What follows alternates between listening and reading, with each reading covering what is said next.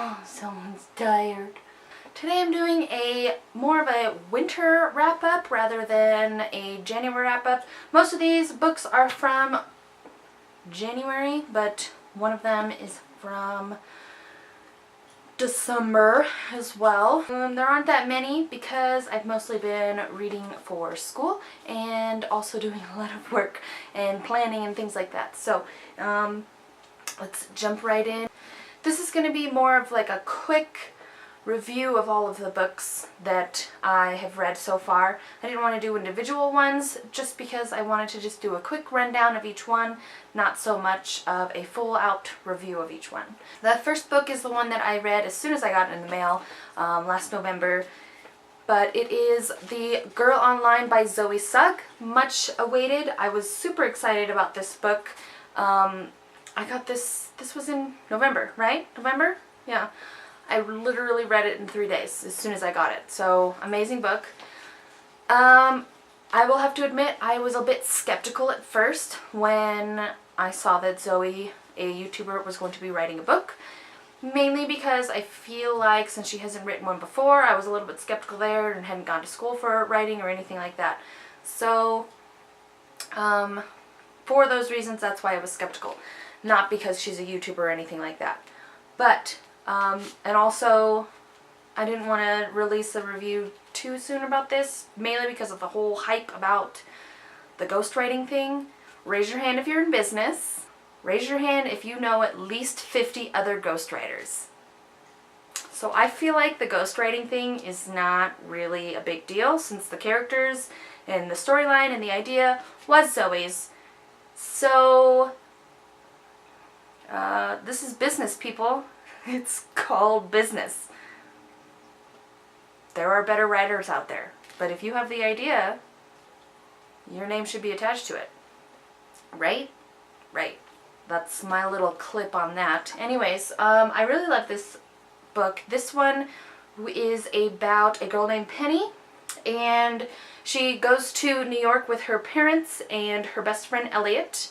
And they are covering or designing an American wedding at the Waldorf Astoria. This goes into the account of a girl who is also a blogger. Her blog is called Girl Online.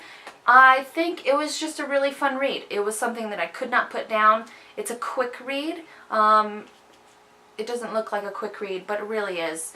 It's just adorable. I think it's adorable.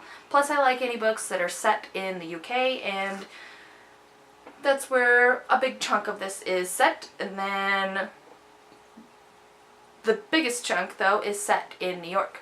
And I just thought it was adorable. It's just fun and kind of gives you an insight into Zoe's life and some things that were released about her and things like that that, you know, not exactly the same things, but kind of gives you the idea of the life of a blogger and that's trying to be secretive and things like that. I don't know.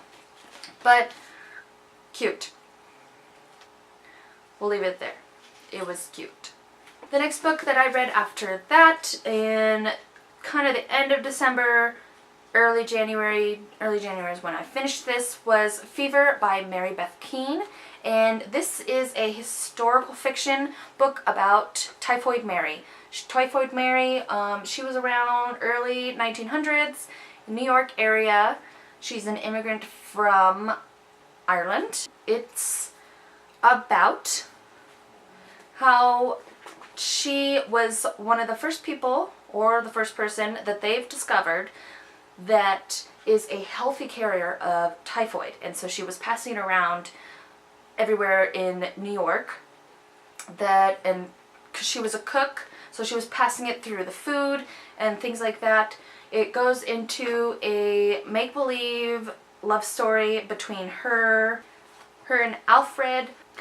I thought this was really interesting. I like historical fictions, and I'm also doing a challenge right now through a bookish girl in her blog. I will link that below if you are interested in getting involved in that challenge. But the challenge is just to read more historical fictions in 2015. So I started off with this one. I loved it. I like books about outbreaks and diseases and things like that. I just find them interesting. So I was really interested in reading this, and I loved it. I think it's a great read if you're interested in typhoid. Mary. Yeah, good one. Read it. The next book that I read is Tony Hogan Bought Me an Ice Cream Float Before He Stole My Ma. And this is by Carrie Hudson.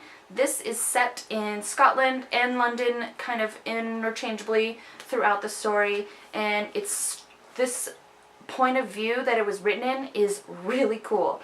It starts out as the baby, basically, coming out of the womb, and what she hears and everything, and, you know, starting out from an infant point of view, and as she's growing up, all the things that her and her mother go through, kind of more of a poor areas, and going through the, I don't know what it's called there, but like the welfare system in America, kind of like the welfare system over in Scotland and in England, and yeah. So this was really interesting. I would not suggest it to anybody that is under 16 probably. There is quite a bit of language in here. The first sentence has quite a few bad words in here, but it was definitely interesting, and it was a quick read. I thought is just, you couldn't really put it down. The only thing I was kind of bummed about was the ending. I felt like was a little bit more abrupt than I wanted it to be. It felt like it kind of flowed in a certain way throughout the book, and then the ending was like, bam, you're done. This is more of a contemporary fiction. Adult. Yeah. So it was shortlisted for the Guardian Prize for First Fiction. If you're interested in that, check it out.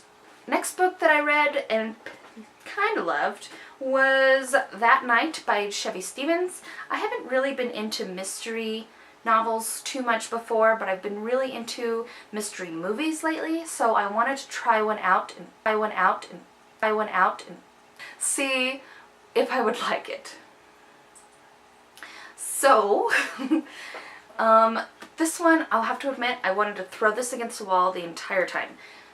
Maybe except for the last chapter. Yeah. But the characters in here make you angry. And just everything that the main character goes through in this book makes you want to go like, oh my god, leave her alone! So, yeah. I'm glad I read it, but at the same time, this is not something I would pick up and read again. But I couldn't put it down. Let's put it that way. I couldn't put it down because I wanted to make sure that the main character was gonna be okay. Because it was freaking me out the entire time, and I wanted to throw the book against the wall, and I probably... The next book I'm not quite finished with yet, but I am halfway through, I would say. About halfway through. Yeah, that's the beginning. Almost halfway through. But I am enjoying it so far. I think it's very interesting, and it kind of coincides with what I'm learning in my classes right now, kind of more about semiotics and things like that for my topics in the history of Western art. So I think it's a good book to kind of keep my mind flowing around just interpreting things and stuff like that. So the next book I'm reading is Lexicon by Max Barry. And I haven't read anything by Max Barry before, but I do have Jennifer Government, which I think I might want to read next because I like his writing in this one. So I think I might read this one next because it's by Max Barry, and I like his writing so far. So this one is about some poets. Poets not in the sense of writing poems, but poets who are masters at using words to persuade people and control people, basically.